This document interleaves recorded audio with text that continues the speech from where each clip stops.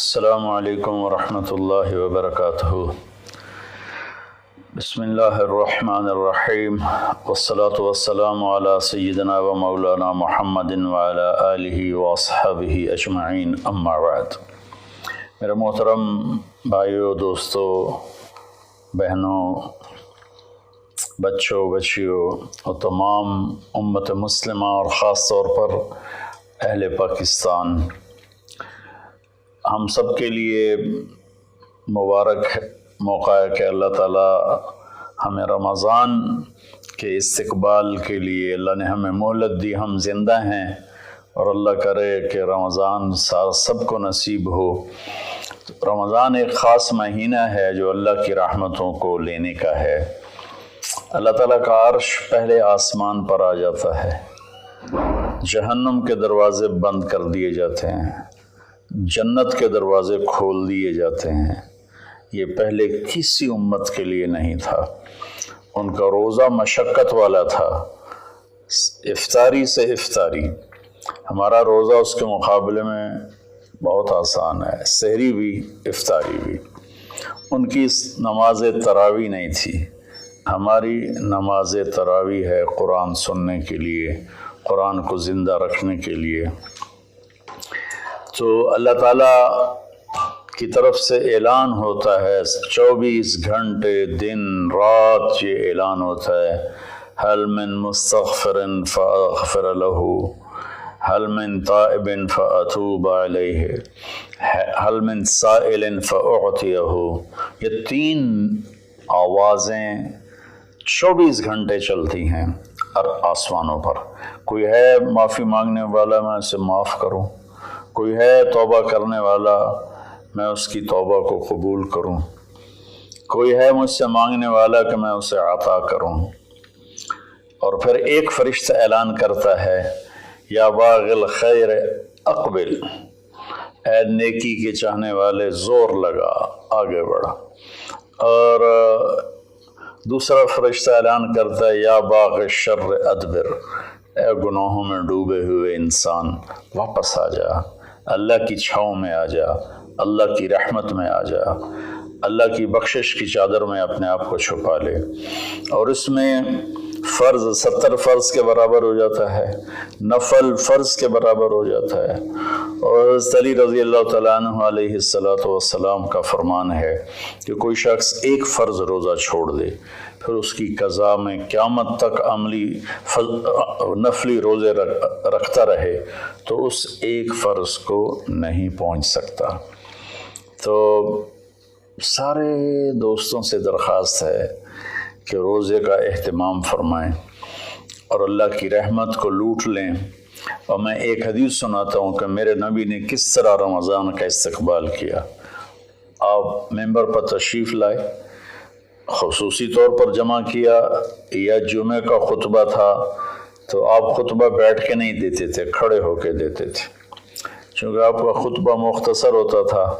تو آپ نے فرمایا، ماذا یستقبلکم وماذا تستقبلون، وہ کون آ رہا ہے؟ مفہوم ہے، لفظی ترجمانی مفہوم اتر۔ ہم نے کہا وہ کون آ رہا ہے اور تم کس کی طرف جا رہے ہو؟ سب یوں ہو گئے۔ پھر آپ نے کہا، ماذا یستقبلکم وماذا تستقبلون، وہ کون آ رہا ہے اور تم کس کی طرف جا رہے ہو؟ سارے صحابہ میں ہلچل مچ گئی۔ تیسری دفعہ، ماذا یستقبلکم وماذا تستقبلون، وہ کون آ رہا ہے، کس کی طرف جا رہے ہو؟ سارے پیچھے مڑ مڑ کے دیکھیں، پیچھے تو کوئی بھی نہیں۔ تو حضرت عمر رضی اللہ تعالیٰ عنہ کھڑے ہوئے علیہ السلام، انہوں نے فرمایا، یا رسول اللہ اوحی نزل، یا رسول اللہ کوئی وحی آئی ہے؟ آپ نے فرمایا، لا، کہ نہیں۔ اعدو حضر، اللہ نے آپ کو آنکھ دی ہے دیکھنے والی، تو کیا کوئی دشمن مدینے کی طرف آ رہا ہے اور آپ نے دیکھ لیا ہے اور وہ ہم پر حملہ کرنے آ رہا ہے، ہم تیاری کریں؟ آپ نے کہا، لا، نہیں، یہ بھی نہیں۔ تو انہوں نے پوچھا، بھائی یا رسول اللہ کون آ رہا ہے؟ تو آپ نے کہا، رمضان آ رہا ہے۔ سبحان اللہ، کیا خوبصورت انداز تھا متوجہ کرنے کا، عظمت بٹھانے کا، ہیبت بٹھانے کا رمضان آ رہا ہے۔ پھر آپ نے اس کے فضائل سنائے کہ اس میں جنت کے دروازے کھل جاتے ہیں، جہنم کے دروازے بند ہو جاتے ہیں، اور جنت کی حوریں اللہ سے دعا کرتی ہیں یا اللہ اس رمضان میں اپنے نیک بندوں میں ہمارے شوہر ہمارے لیے منتخب فرما اور ان کے ذریعے ہماری آنکھیں ٹھنڈی فرما، اور جہنم کے سارے دروازے بند ہو جاتے ہیں، شیطان قید ہو جاتا ہے۔ اور اس رمضان کا مطلب ہے جلنا، رمض یرمز، جلنا۔ سارے مہینوں کے نام عربوں نے رکھے، محرم، صفر، ربیع الاول، ربیع الثانی سے لے کر آخر تک۔ رمضان کا نام اللہ نے قرآن میں لکھا، شہر رمضان الذی انزل فیہ القرآن، کہ یہ عرشوں پر اس مہینے کا نام طے ہوا رمضان۔ تو اس مہینے کے نام اور روزے میں کیا مطابقت ہے، ان میں جوڑ کیا ہے کہ رمضان جل جانا۔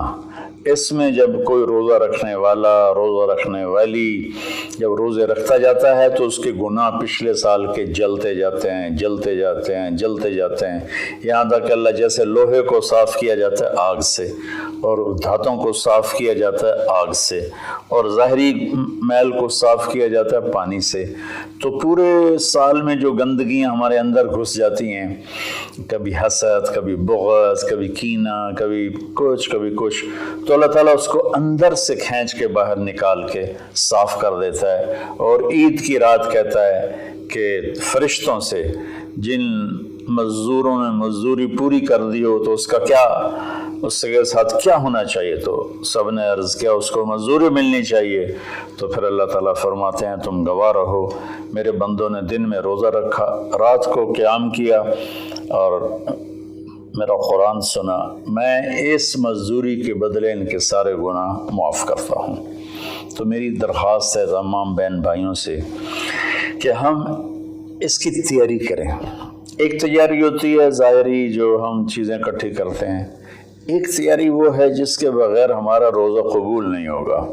میرے نبی کا فرمان ہے 4 آدمی ایسے ہیں جن کی لیلۃ القدر میں بھی بخشش نہیں ہوتی تو رمضان کی باقی راتیں تو اس سے ادنا ہیں، کہ 4 اگر قسم کے گناہ چاروں کسی میں ہوں یا ایک کسی میں ہو، بخشش نہ ہونے کا مطلب یہ ہے کہ اگر وہ توبہ نہیں کرے گا تو اس کا روزہ اس سے معافی نہیں دلا سکے گا۔ توبہ کرنے پر تو کفر معاف ہو جاتا ہے، توبہ کرنے پر تو شرک معاف ہو جاتا ہے، ہر بڑے سے بڑا گناہ معاف ہو جاتا ہے۔ اور اللہ کی رحمت کا بتاؤں، میرے نبی کا فرمان ہے ما اصر من استغفر وین عاد فی اليوم 70 مرۃ۔ چند دن پہلے ایک نوجوان نے مجھے فون کیا، مولانا بڑی توبہ کرتا ہوں پھر گناہ ہو جاتا ہے، 10-15 دن سے اوپر نہیں گزرتا ہے پھر گناہ ہو جاتا ہے، پھر توبہ کرتا ہوں تو یہ توبہ کا مذاق ہے، میری بخشش نہیں ہوگی۔ وہ دوڑ رونے لگا ٹیلی فون پر۔ تو جب تھوڑا اس کے آنسو روکے تو میں نے اس کا بیٹا تمہیں ایک حدیث سناتا ہوں کہ میرے نبی کا فرمان ہے جو دن میں 70 دفعہ توبہ توڑے، اور 70 سے مراد 10 7 70 نہیں، عربی میں 70 سے مراد ہوتا بے شمار۔ میرے نبی نے فرمایا کہ جو دن میں 70 دفعہ توبہ توڑے اور پھر توبہ کر لے سچے دل کے ساتھ، تو میرے رب کی نظروں میں وہ محبوب ہے، وہ اس کا پیارا ہے، چاہے وہ بار بار توبہ توڑتا ہے لیکن اس کے بعد وہ روتا ہے، معافی مانگتا ہے، اور آخری سانس تک اللہ نے توبہ کا دروازہ کھلا رکھا ہے۔ باب التوبۃ مفتوح ما لم یغرغر، جب تک گلے کا وہ گھنگرو بند نہیں ہوتا اس وقت تک اللہ تعالیٰ بندے کی توبہ کے لیے دروازہ کھول کے بیٹھا ہوتا ہے۔ موت نظر آنے لگے پھر کہے یا اللہ میری توبہ، تو وہ قبول نہیں ہے، لیکن اس سے 1 منٹ پہلے اسے پتہ نہ ہو وہ توبہ کر لے تو اللہ اس کی توبہ معاف کرتا ہے۔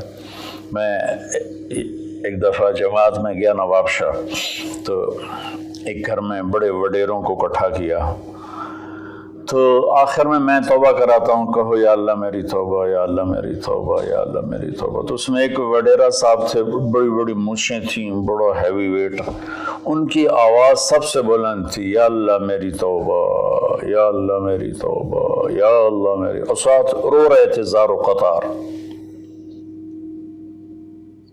واہ میرے رب!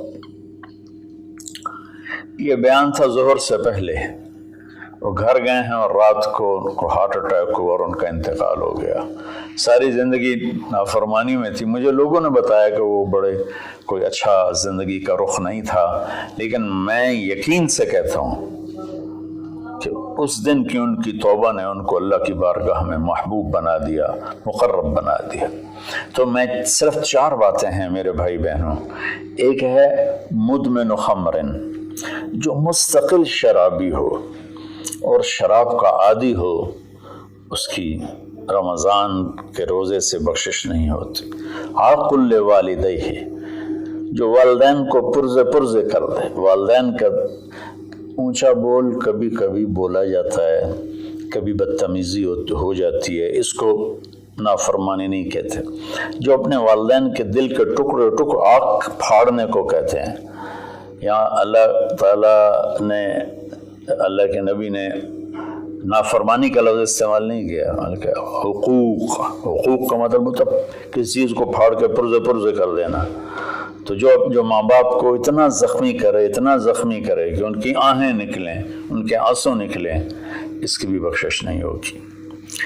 تیسرا، جو قاطع الرحم، جو رشتہ داروں سے لڑتا رہتا ہو، کسی سے نہ بنا کے رکھے، نہ بھائی سے، نہ بہنوں سے، نہ چاچے سے، نہ مامے سے۔ ماں اور باپ کی طرف سے جتنے رشتے ہیں وہ رشتے ذوی الارحام کہلاتے ہیں۔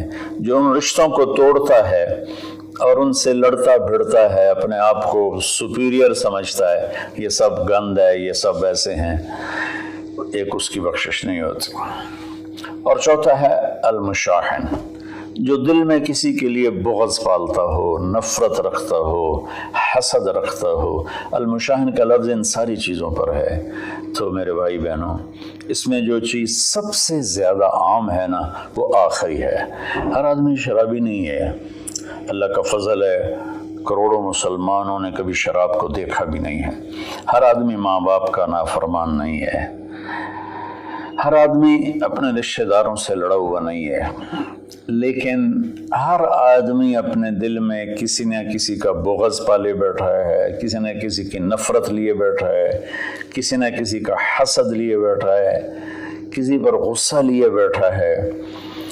یہ چونکہ انسان کی فطرت ہے کہ وہ منفی چیزوں کی طرف جلدی جاتا ہے، نیگیٹیوٹی کی طرف ایسے جاتا ہے جیسے پانی اوپر سے نیچے، اور پازیٹیو چیزوں کی طرف جانا مشکل ہوتا ہے جیسے نیچے سے اوپر جانا۔ تو اس میں پھر آدمی پھسل جاتا ہے۔ ایک اس ہمارے سوشل میڈیا نے اس طرح نفرت پھیلا دی ہے، جھوٹی باتیں کر کے، جھوٹے عنوان لگا کر۔ تو میری گزارش ہے سارے بہن بھائیوں سے، ہم رمضان کی تیاری کریں۔ کیا تیاری کریں؟ ہم اللہ نہ کرے کوئی شرابی ہو، کوئی ہے تو اللہ کے واسطے توبہ کر لیں۔ اللہ نہ کرے کہ کوئی ماں باپ کا نافرمان ہو، ہیں بہت سے ہیں، کوئی ہیں تو وہ توبہ کر لیں۔ اللہ نہ کرے کوئی رشتہ داروں سے لڑتا رہتا ہو، کوئی ہے تو وہ توبہ کر لیں۔ میرا رب نہ کرے کہ ہمارے دلوں میں میل ہو، ہم اپنی میل کو صاف کر لیں۔ میرے نبی نے فرمایا کہ اے میرے بیٹے انس، میری ایک عظیم الشان سنت ہے، میں شارٹ کٹ کر کے بتا رہا ہوں، اگر تو اس پہ قابو پا گیا تو تو جنت میں میرا ساتھی بن جائے گا۔ اور وہ یہ ہے کہ اس دل کو پوری دنیا کے انسانوں کے کھوٹ سے پاک کر دے۔ لیس فی قلبک غش لأحد فافعل۔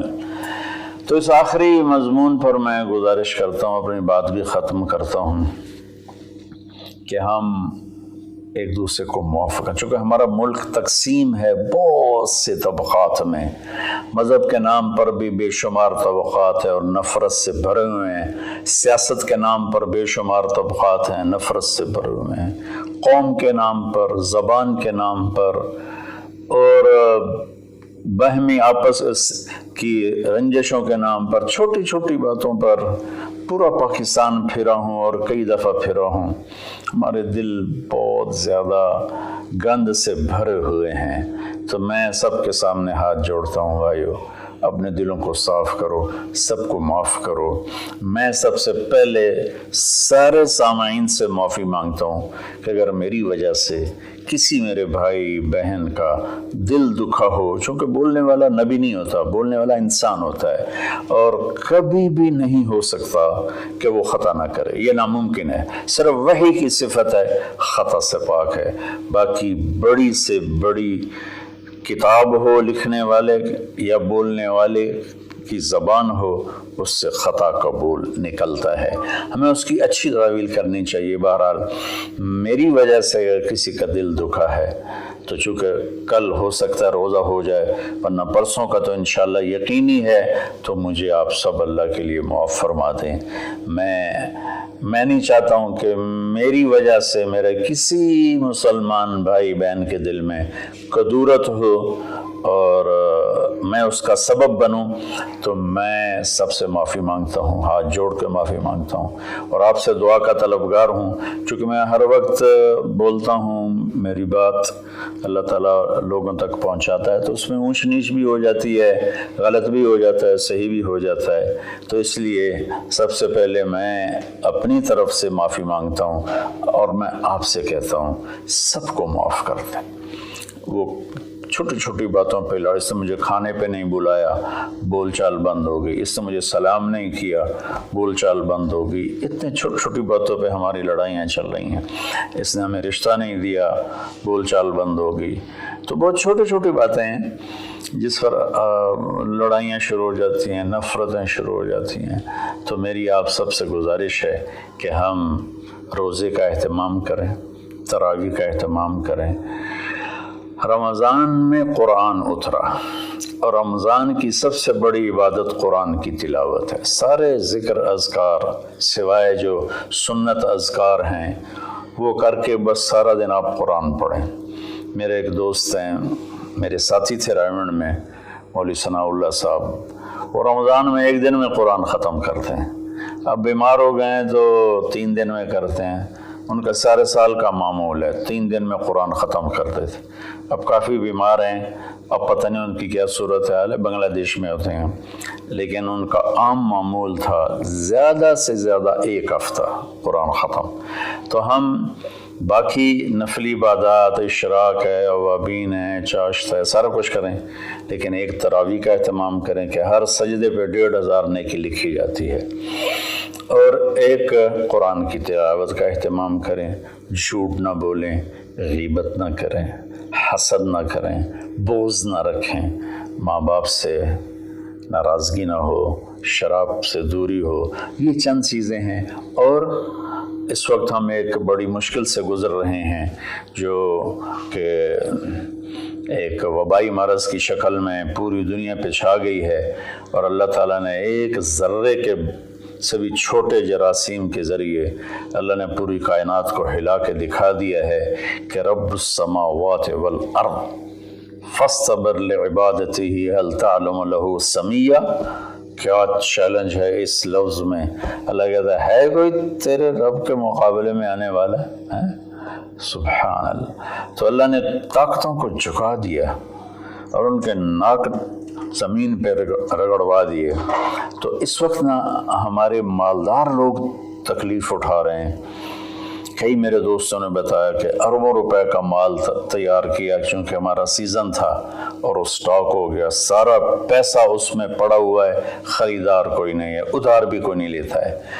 तो सबसे ज़्यादा जो मुतासर है वो हमारे गरीब लोग, दिहाड़ीदार और रोज़ाना की मेहनत करने वाले, रेड़ी वाले, छाबड़ी वाले, साइकिल पे फेरी लगाने वाले और अपनी कुदाल लेकर चौक में बैठे होते हैं कि कोई काम पर ले जाए। तो मैं हाथ जोड़ता हूँ, अपनी ज़कात जितनी आप निकाल सकते हैं इन गरीबों को ढूंढ ढूंढ कर इनके घरों तक पहुँचाएँ। चूँकि एक लॉकडाउन की शक्ल बनी हुई है तो احتیاط سے چلنا پھرنے کی تو اجازت ہے، گورنمنٹ نے دی ہوئی ہے۔ تو میری درخواست ہے کہ اس وقت زکوٰۃ کا سب سے زیادہ حقدار وہ طبقہ ہے جن کے گھر میں فاقے ہیں اور چولہے نہیں جل رہے، چونکہ روز کی تازہ کھاتے تھے۔ اس وقت ہمارے غریب بہن بھائی وہ سب سے زیادہ آپ کی زکوٰۃ کے حقدار ہیں۔ کھول دو اپنے تجوریوں کے دروازے، وہ اللہ کے نام پہ دو۔ اس وقت آپ کی زکوٰۃ، صدقات، خیرات ساری کی ساری ان کو جاتی، کھانے بنا بنا کے بھیجو، راشن کے پیکٹ بنا کے بھیجو۔ یہ اس وقت آپ کی نوافل سے بھی بڑی عبادت ہے، اور زکوٰۃ تو ویسی فرض ہے۔ تو اللہ تعالیٰ مجھے آپ کو اس رمضان میں زندہ بھی رکھے اور اس کے آداب کے مطابق ہمیں کام کرنے کی توفیق دے۔